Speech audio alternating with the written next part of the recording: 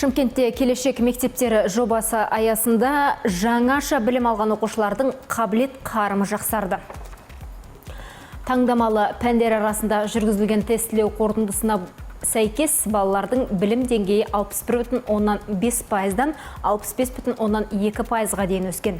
Сала мамандарының пайымынша аз уақытта айтарлықтай нәтижеге теориялық білімді тәжірибелік іліммен ұштастыру әсер еткен. Сонымен қатар оқушының қызығушылығына заманауи құралдар мен IT-технология, робототехника сыныптары серпін берген. Өңірде келешек мектептері жобасымен 11 нысан салынып, 12 мыңға жуық оқушы жаңартылған білім беру бағдарламасымен қамтылған. Биыл Таскен тұрғын алабынан тағы 1200 орынға арналған жаңа мектеп қолданысқа беріледі.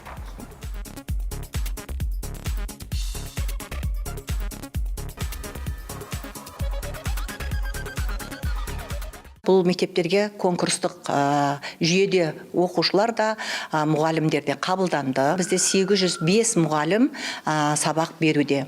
Мұғалімдеріміздің сапалық құрамы 35%-ды құрайды. Госстандарттағы берілген бағдарламаларымызды тереңінен түсінгеннен кейін де білім сапасының бірден бір көтерілуінің дерегі болып табылады.